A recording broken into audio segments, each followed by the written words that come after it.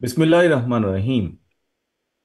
জুলাই আগস্টের ফ্যাসিবাদ বিরোধী গণ অভ্যুত্থানের বর্ষপূর্তি উপলক্ষে মাসাধিককাল ব্যাপী কর্মসূচির অংশ হিসাবে বিএনপি গণ অভ্যুত্থান 2024 জাতীয় ঐক্য ও গণতান্ত্রিক অভিযাত্রা এবং শহীদ পরিবারের সম্মাননা অনুষ্ঠান আয়োজন করেছে। বিএনপি আয়োজিত আজকের এই অনুষ্ঠানের সম্মানিত সভাপতি জনাব রুহুল কবির রিজভী উপস্থিত, বাংলাদেশ জাতীয়তাবাদী দলের সম্মানিত মহাসচিব জনাব মির্জা ফখরুল ইসলাম আলমগীর, স্থায়ী কমিটির সম্মানিত সদস্য নেতৃবৃন্দ এবং ফ্যাসিবাদ বিরোধী রাজপথের আন্দোলনের সহকর্মী, বিভিন্ন রাজনৈতিক দলের নেতৃবৃন্দ, বিভিন্ন রাজনৈতিক দল থেকে আগত জাতীয় নেতৃবৃন্দ, শিক্ষক, সাংবাদিক, বুদ্ধিজীবী, বিভিন্ন শ্রেণী, পেশা এবং সিভিল সোসাইটির সম্মানিত প্রতিনিধিগণ, বিশেষ করে ফ্যাসিবাদী বিরোধী আন্দোলনের হাজারো শহীদ এবং হতাহতদের বাবা মা, আত্মীয় স্বজন, প্রিয়জন যারা এখানে উপস্থিত হয়েছেন, আপনারা আমার আন্তরিক শুভেচ্ছা এবং সালাম গ্রহণ করুন। আসসালামু আলাইকুম। আজকের এই অনুষ্ঠানে আমি আমার বক্তব্যের শুরুতেই 52-এর ভাষা আন্দোলন থেকে শুরু করে বাংলাদেশের স্বাধীনতা এবং মুক্তিযুদ্ধ, স্বৈরাচার এবং ফ্যাসিবাদ বিরোধী আন্দোলনের শহীদদের প্রতি জানাই গভীর শ্রদ্ধা। একই সঙ্গে দেশের গণতান্ত্রিক আমি জনগণকে অভিনন্দন জানাই। গুম, খুন, অপহরণ, জেল, জুলুম, হুলিয়া, হামলা, মামলা, ভয় কোনো কিছুই যাদেরকে গণতন্ত্র পুনরুদ্ধারের আন্দোলন থেকে বিচ্যুত রাখতে পারেনি।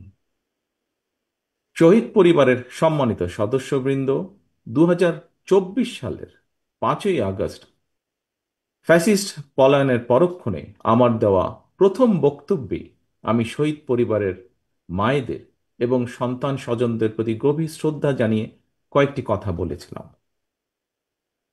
ফ্যাসিস্ট পতনের বছর পূর্তি এই অনুষ্ঠানে শহীদ পরিবারের সদস্যদের সম্মানে আমি আবারও খুব সংক্ষেপে আমার 5ই আগস্টের দেওয়া 1 বছর আগের সেই বক্তব্যটির দু একটি কথা উল্লেখ করতে চাই।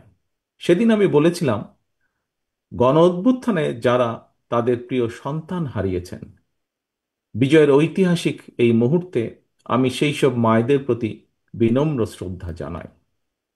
গত 15 বছরের ফ্যাসিবাদী শাসনকালে এভাবে অনেক সন্তান তাদের প্রিয়তম পিতা হারিয়েছেন, অনেক স্ত্রী হারিয়েছেন তাদের প্রিয়তম স্বামীকে, গুম, খুন, অপহরণ করে অসংখ্য মায়ের বুক খালি করে দেওয়া হয়েছে। আপনাদের সন্তান স্বজনদের শহীদী মৃত্যু আর ত্যাগ তিতিক্ষায় 5ই আগস্ট আরেকটি বিজয় দেখেছে বাংলাদেশ। শহীদ পরিবারের সম্মানিত সদস্যগণ, 24-এর গণ অভ্যুত্থানে আপনার প্রিয়জন দেশের জন্য, দেশের মানুষের জন্য, গণতন্ত্রের জন্য নিজের জীবন উৎসর্গ করেছেন। একজন শহীদ শুধু আপনার স্বজন নন, তিনি জাতির গৌরব, তিনি মুক্তিকামী মানুষের প্রেরণা। সুতরাং আপনাদের স্বজন হারানোর বেদনা, আপনাদের সহ্য শক্তি, সংগ্রাম এবং সাহসের প্রতি গণতান্ত্রিক আমি জনগণের পক্ষ থেকে আবারও জানাই গভীর শ্রদ্ধা ও কৃতজ্ঞতা। শহীদ পরিবারের সম্মানিত মায়েরা এবং প্রিয় ভাই ও বোনেরা, আজ আপনাদের সামনে আমি এবং আমরা সবাই আবারও একটি প্রত্যয় ব্যক্ত করতে চাই। 1971 সালে বাংলাদেশের স্বাধীনতা অর্জনের যুদ্ধে শহীদ মুক্তিযোদ্ধাদেরকে যেমন বাংলাদেশ ভোলেনি, 2024 সালে দেশ এবং জনগণের স্বাধীনতা রক্ষার যুদ্ধে বীর শহীদদেরকেও বাংলাদেশ কখনোই ভুলবে না।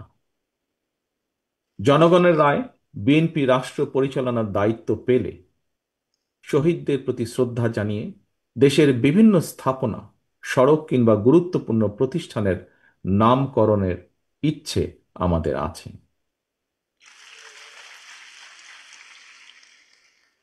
প্রিয় সম্মানিত উপস্থিতিবৃন্দ, এতক্ষণ আলোচনায় ফ্যাসিবাদ বিরোধী দীর্ঘ আন্দোলন সংগ্রামের পূর্বাপর, জনগণের আত্মত্যাগ এবং বর্তমানের করণীয় সহ নানা বিষয় সম্মানিত আলোচকগণ বিস্তারিত বক্তব্য বা তাদের মতামত উপস্থাপন করেছেন।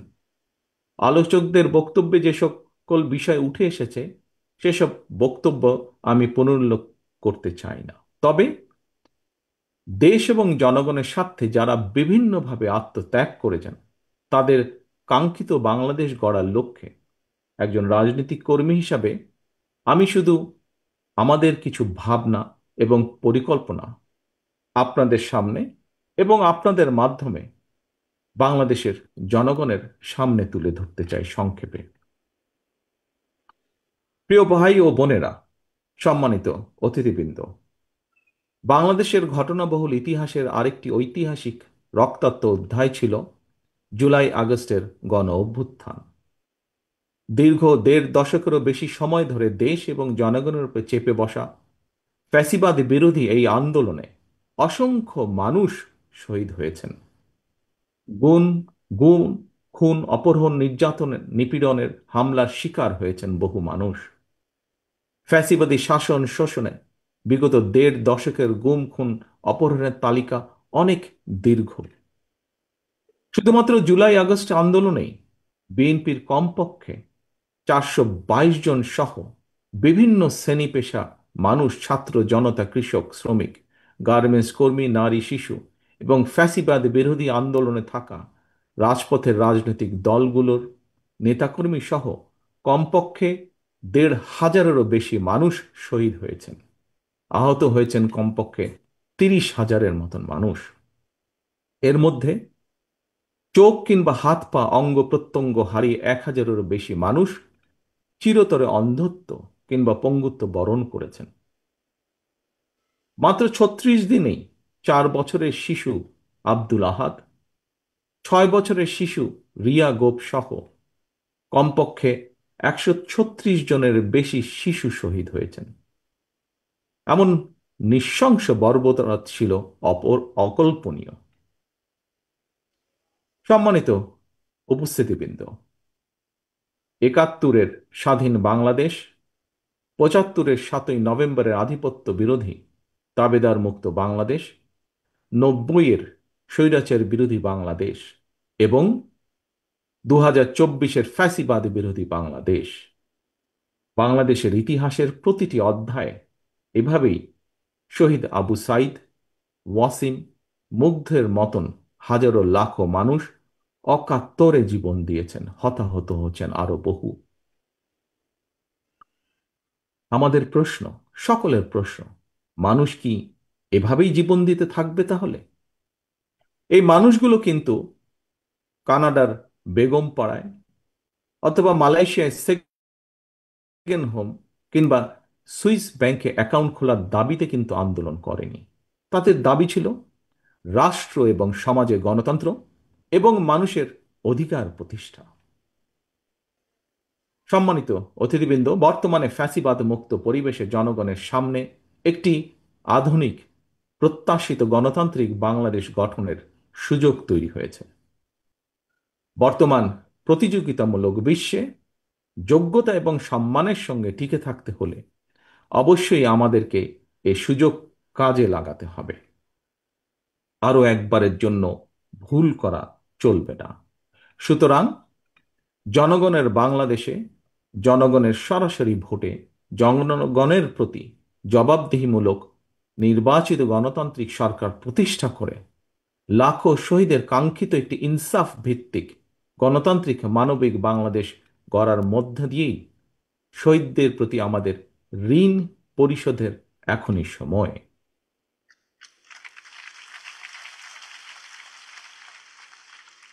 সম্মানিত উপস্থিতিবৃন্দ, একটি দেশের জন্য 54 বছর কম সময় নয়। এই দীর্ঘ সময় জনগণের ত্যাগ, গৌরব, বিজয় আর নানা উত্থান পতনের ইতিহাস আমরা ভুলে যেতে চাই না। তবে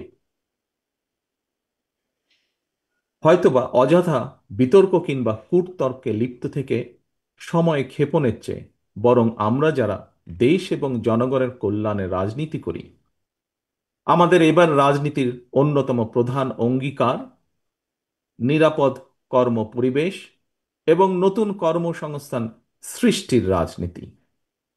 আমাদের এবারকার অঙ্গীকার এই সকল কথাগুলো বাস্তবায়ন আর দৃষ্টান্ত স্থাপনের রাজনীতি। সম্মানিত অতিথিবৃন্দ, অন্ন, বস্ত্র, বাসস্থান, চিকিৎসা, উন্নত বিশ্বে এখন আর শুধুমাত্র এই কয়টি মানুষের মৌলিক চাহিদা কিংবা মৌলিক অধিকার হিসেবে বিবেচিত নয়।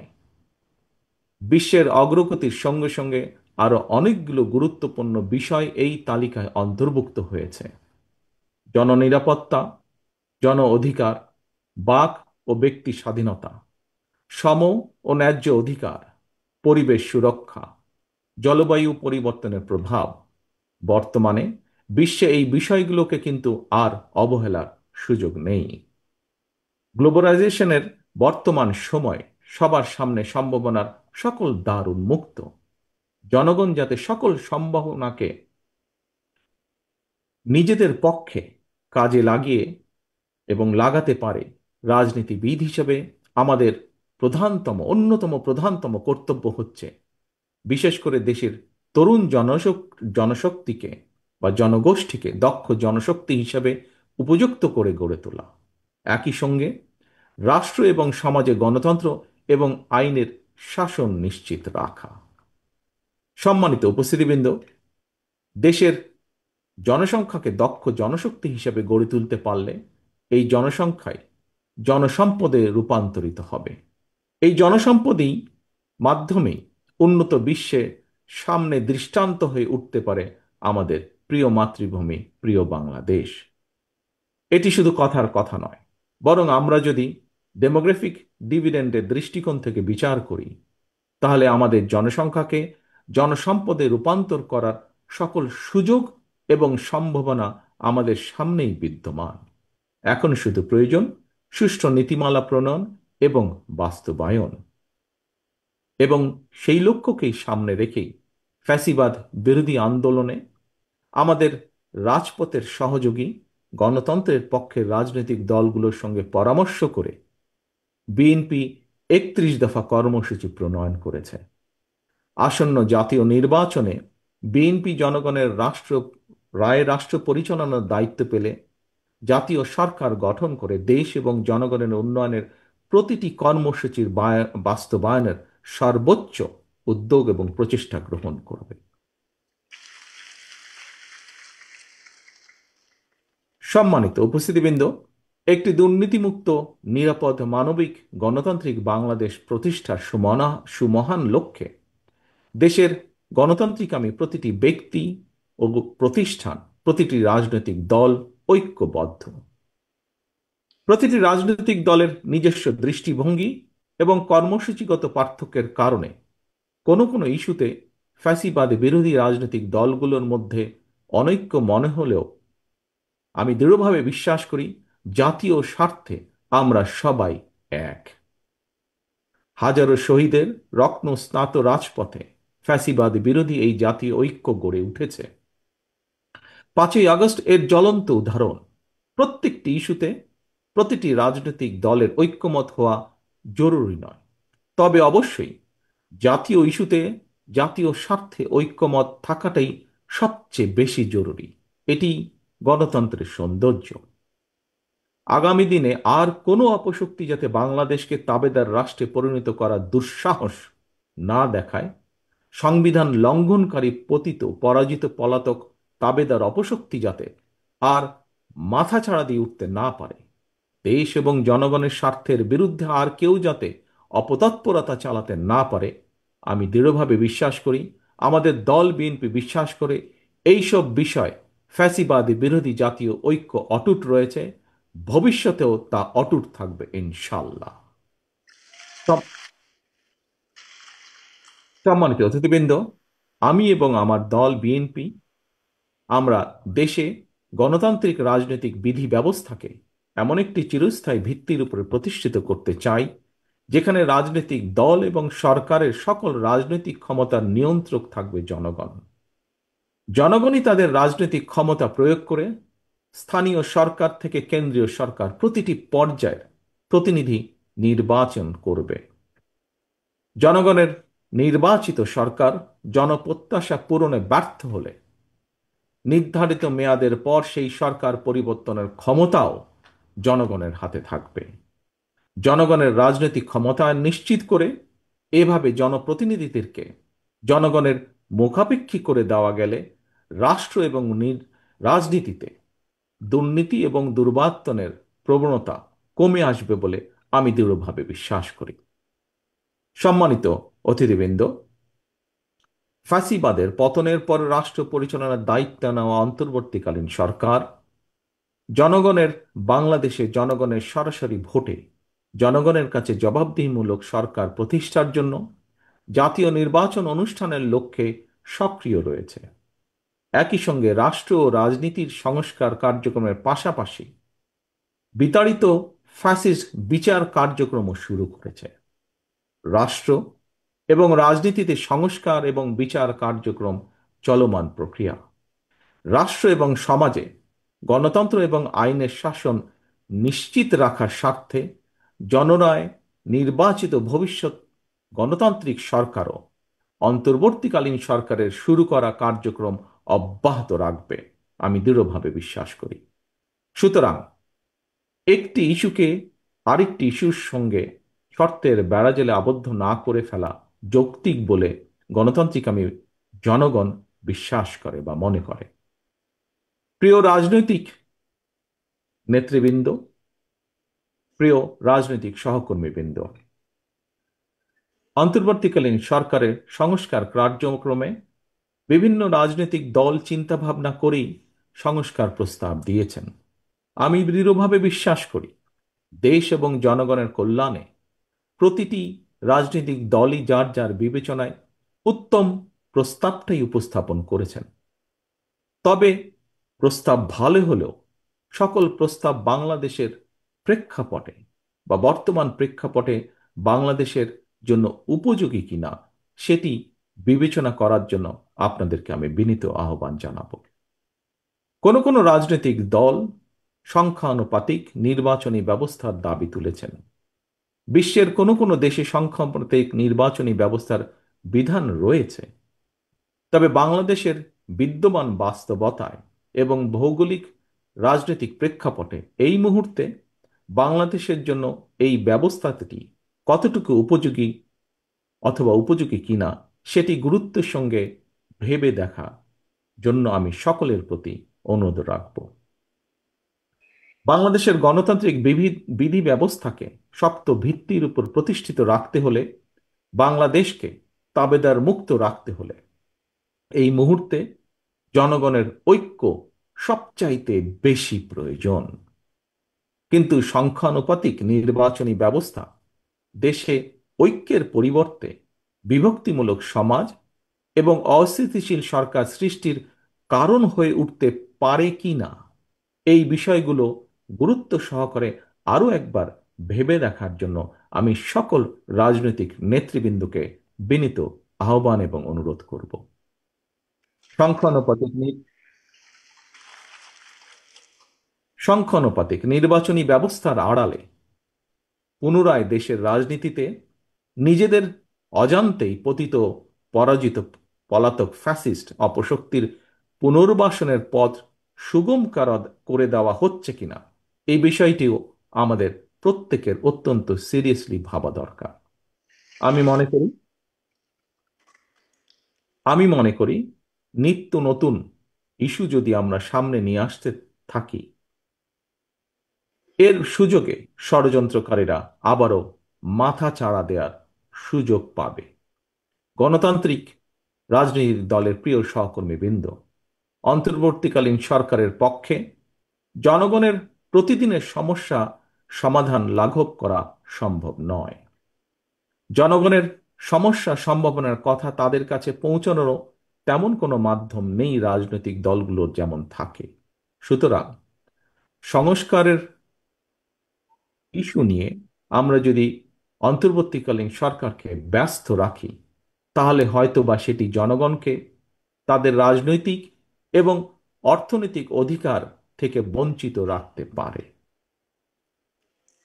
যেসব বীর সন্তানেরা বাংলাদেশের জন্য অকাতরে জীবন বিলিয়ে দিয়েছেন, যেসব মানুষগুলো চোখ হারিয়ে চিরতরে অন্ধ হয়ে গিয়েছেন, হাত পা অঙ্গ প্রত্যঙ্গ হারিয়ে পঙ্গুত্ব বরণ করেছেন, মাসের পর মাস বাধ্য হয়ে হাসপাতালে চিকিৎসাধীন রয়েছেন, তাদের এই আত্মত্যাগকে বিবেচনায় নিয়ে আমি বিএনপি সহ বাংলাদেশের প্রতিটি গণতান্ত্রিক রাজনৈতিক দলের নেতা কর্মী এবং সমর্থক শুভাকাঙ্ক্ষীদের দৃষ্টি আকর্ষণ করে একটি আহ্বান জানিয়ে বলতে চাই, আসুন আমরা, যিনি যার ইচ্ছা মতন শর্তের তালিকা না বাড়িয়ে শহীদদের চেতনায় বাংলাদেশকে উপলব্ধি করি। চোখ হারানো যোদ্ধার অন্তর্দৃষ্টি দিয়ে বাংলাদেশকে দেখার চেষ্টা করি।